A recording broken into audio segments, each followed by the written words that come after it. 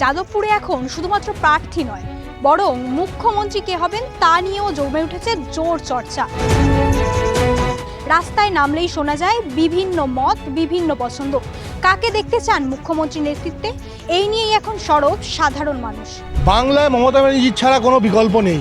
যেই আসুক এই পিঠ সবই এই করে দেবো ওই করে দেবো, পরিবর্তন যে একই মাল একই যাচ্ছি, তো যাচ্ছি একই, সঙ্গে সঙ্গে আবির মাখবে, খেলা করা যাবে।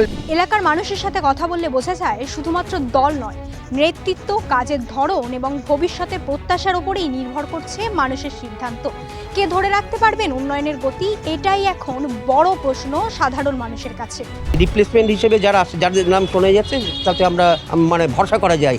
পরিবর্তন পুরো রাজ্যের যা পরিস্থিতি, তাতে কোনো উপায় নেই। কারো নাম বলতে পারবো না মুখ্যমন্ত্রী হিসেবে, পরিবর্তন চাইছি। আমাদের যে ব্যক্তিগত সমস্যা, সেটা হচ্ছে গ্যাসের সমস্যা, পেটের সমস্যা। আমাদের সমস্যা দৈনন্দিন জীবনযাপন করা খুবই অসুবিধায় পড়তে হচ্ছে। সকাল রাত্রিবেলা সারা রাত জেগে গ্যাস নিতে হচ্ছে, তারপরে পাবলিক পরিষেবা দিতে হচ্ছে। কর্মসংস্থান কোথায় আছে? কোথাও নেই। আমার তো লোকজন বাইরে আছে, সেখানে একই ব্যাপার। 34 বছরে কি কোনো কর্মসংস্থান হয়েছিল? অনেকেই বলছেন মুখ্যমন্ত্রী হিসাবে মমতা বন্দ্যোপাধ্যায়কেই আবার দেখতে চান, আবার অধিকাংশের মত দল নয় বরং অবস্থার পরিবর্তন চাই। সব মিলিয়ে যাদবপুরে মুখ্যমন্ত্রী নিয়ে মানুষের ভাবনা এখন ছড়িয়ে ছিটিয়ে। শেষ পর্যন্ত কোন দিকে পাল্লা ভারী হয়, সেটাই এখন দেখার বিষয়। সামনেই বিধানসভা নির্বাচন, মুখ্যমন্ত্রী হিসাবে আপনারা এবার কাকে চাইছেন? আমরা যিনি আছেন তাকেই চাচ্ছি, আমি চাচ্ছি। ঠিক আছে, মমতা বন্দ্যোপাধ্যায়কেই চাইছেন? হ্যাঁ।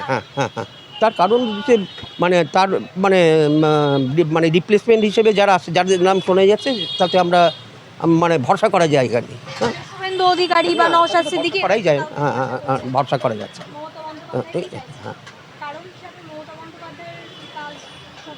কাজে হয়েছে। আমরা তো নিজেরা আমাদের কী লাগে, আমাদের বাড়িতে আমরা যারা সাধারণ তাদের কী লাগে, ধরুন জল, পানীয় জল, রাস্তাঘাট, পরিষ্কার পরিচ্ছন্নতা, মোটামুটি ট্রান্সপোর্ট নেই প্র্যাকটিক্যালি, তাও মোটামুটি ট্রান্সপোর্ট, সব দিক থেকে তো মোটামুটি একটা সিস্টেমে চলছে। একটা সিস্টেমে চলছে।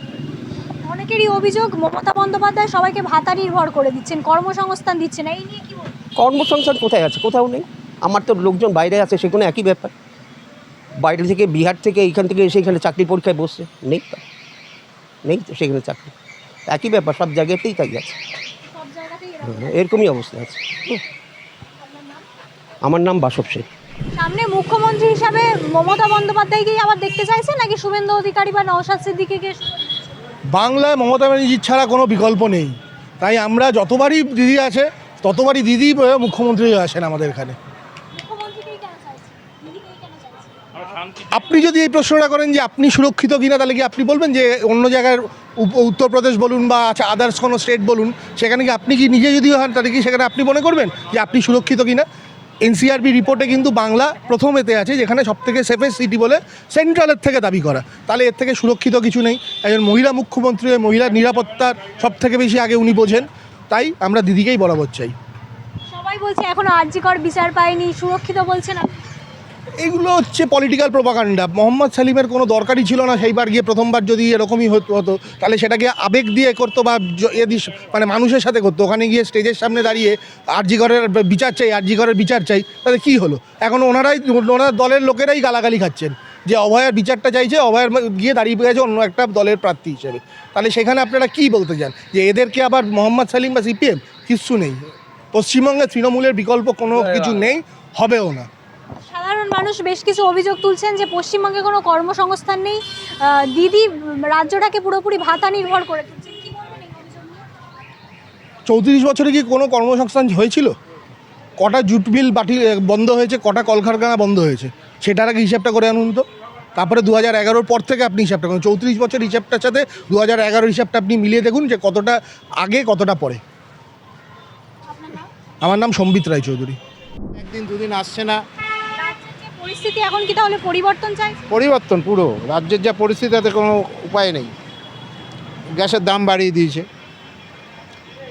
রাজ্য সরকার, তো একটা ট্যাক্স নেয়, সেই ট্যাক্সটা যদি কমিয়ে দেয় আমাদের গ্যাসের দামটা অনেক লাঘব হয়। সেটা তো উনি কমাবে না, উনি শুধু কেন্দ্র সরকারের দায় দিয়ে যাচ্ছে। কেন্দ্র সরকার কতটা ট্যাক্স পায় দেখতে হবে তো সেটা। সেই ট্যাক্সের উপর আবার জিএসটি আছে, ঠিক আছে, সেও নিচ্ছে জিএসটিটা। তো সবটা নিয়ে সে তো আমাদের ভুকা মারার চেষ্টা করছে। আর কৃত্রিমভাবে গ্যাস আটকে রেখেছে, কৃত্রিম উপায় তৈরি করছে যাতে বিজেপি সরকারের বদনামটা হয়। গ্যাস পাচ্ছে না, লোক একটু হাহাকার করবে, খেপে যাবে। এবার পরিবর্তন চাইছেন মুখ্যমন্ত্রী হিসাবে, কি এবার তাহলে শুভেন্দু অধিকারী বা আমি নওশাদ? কারো নাম বলতে পারবো না, মুখ্যমন্ত্রী হিসাবে পরিবর্তন চাইছি এইটা, ব্যাস। সেটা পার্টির ব্যাপার, ব্যক্তিগত ব্যাপার তাদের, তারা কাকে মুখ্যমন্ত্রী করে। চাইছেন দল না হোক, অবস্থার পরিবর্তন। অবস্থা নিশ্চয়ই।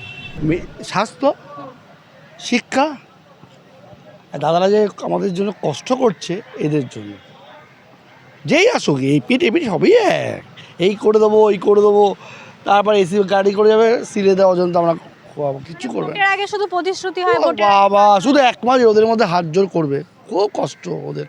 স্বাস্থ্য ভবনের থেকে স্বাস্থ্য ভবন হচ্ছে না, গ্রামীণ উন্নয়ন করার জন্য স্বাস্থ্য ভবন গ্রামে নিয়ে আসছে। হচ্ছে কি ছাড় পোকা হয়ে গেছে, ছাড়। পশ্চিমবাংলার মানুষ, তুমি বলো আমি পশ্চিমবাংলার মানুষরা চলুক। মেন কি আমরা হচ্ছে টোটাল হচ্ছে কি, তুমি তোমরা বোন, আমরা বয়কার, আমরা সত্যিই বয়কার। ভোটের দিন সকালে যে ভোটটা দেবো, আবার 5 বছরের জন্য পেনশন পাবে, এই পাবে, সারা জীবন পাবে, আমরা হচ্ছে বয়কার। এই হচ্ছে ব্যাপার। প্রতিটা ছেলে মেয়ে চলে যাচ্ছে, সব চলে যাচ্ছে। মেন হচ্ছে চাকরি, স্বাস্থ্য, এগুলো করতে হবে। ওই 50 টাকা গুটকা এসব দরকার নেই, এগুলো আপনি একদম। কি এবার পরিবর্তন চাইছেন? পরিবর্তন কি আর পরিবর্তন, স্যার নমস্কার।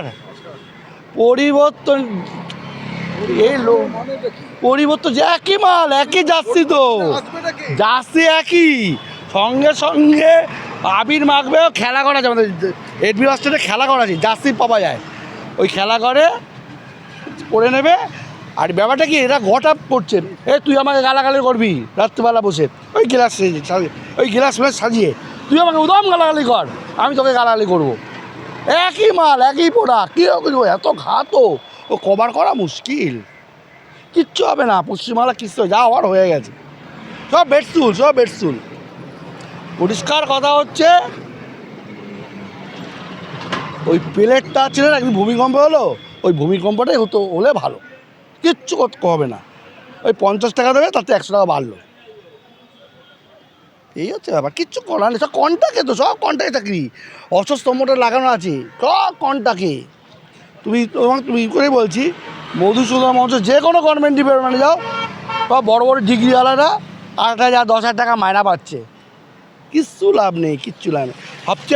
সবচেয়ে বেশি আগে এই মোবাইলটা আমাদের বাঁচিয়ে দিয়েছে, যাতে সন্তানরা বাইরে থাকে, ওই মোবাইলে ভিডিও দেখে, এই হচ্ছে। ও কারকে আনবো, সিপিএম, সেটা তো এখন একটা সাইনবোর্ডে দাঁড়িয়ে গেছে। এত বড় জঙ্গল হয়ে গেছে, সব আপনাদের তো এখানকার প্রার্থী রয়েছেন বিখ্যাত আইনজীবী বিকাশ রঞ্জন ভট্টাচার্য, তাকে সুযোগ দিতে চাইছেন? ব্যাপারটা হচ্ছে কি, তিনি নিজে তো জেলে, তো দিল্লিতে যাবেন, এখানে তো কিছু করতে পারছেন না। এখন এখানে মুখ্যমন্ত্রীর গদিতে বসার মতন সিপিএমে এখন তো কেউ নেই। যারা ছিল সত্যি নমস্য ব্যক্তি ছিল তারা, কিন্তু তারা তো কেউ নেই এখন। বিধায়ক হিসাবে কাউকে সুযোগ বিধায়ক হিসেবে এখানে কেউ সেরকমভাবে গিয়ে ছড়ি ঘোরাতে পারবে না। এখানে বিকাশ রঞ্জন ভট্টাচার্য দাঁড়িয়েছেন, বিকাশ রঞ্জন ভট্টাচার্যের ওপর নিশ্চয়ই আস্থা আছে, কিন্তু একটা জিনিস মা, এটা মনে করো, এটা বুঝতে শেখো যে তুমি একটা জিনিস খুব ভালো চাইছো, হ্যাঁ, কিন্তু তুমি একদম একটা কলেজে গিয়ে পৌঁছলে সেখানে দেখছো সব করাপশনে ভর্তি, হ্যাঁ, সেখানে তোমাকে কিন্তু তুমি একা কিন্তু দলটা ভারী করে যে ঢুকতে পারছো না, তোমাকে একা ঢুকতে হচ্ছে, 2-4 জনকে নিয়ে ঢুকতে হচ্ছে, তারা কিন্তু কেউ কিছু করে উঠতে পারবে না। যারা সংখ্যাগরিষ্ঠ তারা যেটা বলবে সেটাই করতে হবে, সুতরাং লাভটা কি? আমাদের যে ব্যক্তিগত সমস্যা, সেটা হচ্ছে গ্যাসের সমস্যা, পেটের সমস্যা। আমাদের সমস্যা দৈনন্দিন জীবনযাপন করা খুবই অসুবিধায় পড়তে হচ্ছে। রাত্রিবেলা সারা রাত জেগে গ্যাস নিতে হচ্ছে, তারপরে পাবলিক পরিষেবা দিতে হচ্ছে, আমরা পাচ্ছি না চলতে। জ্বালানির সমস্যা শুরু হয়েছে। জ্বালানির সমস্যা, জ্বালানির সমস্যা খুব বিরাট সমস্যা। দক্ষিণ 24 পরগনা থেকে কলকাতা সব কিছু, সব জায়গায়, শহর শহরতলি সব জায়গায় মোটামুটি এই সমস্যা কবে দিয়ে আমরা মুক্তি হবো তাও জানি না। আমরা এই সমস্যার থেকে মুক্তি চাই। যে ট্যাঙ্কারগুলো যে আছে সেগুলোকে পরিষেবা ঠিক মতন দিক, যদি অ্যাভেলেবেল পাম্পে যদি গ্যাস থাকে তাহলে কোনো সমস্যা হয় না, এরকম সমস্যা হয় না। কোনো পাম্পে থাকে, কোনো পাম্পে থাকে না, এই হচ্ছে সমস্যা। আর কোনো সমস্যা নেই আমাদের দৈনন্দিন জীবনযাপন করার মতো যেটা সমস্যা, এইটাই হচ্ছে সমস্যা।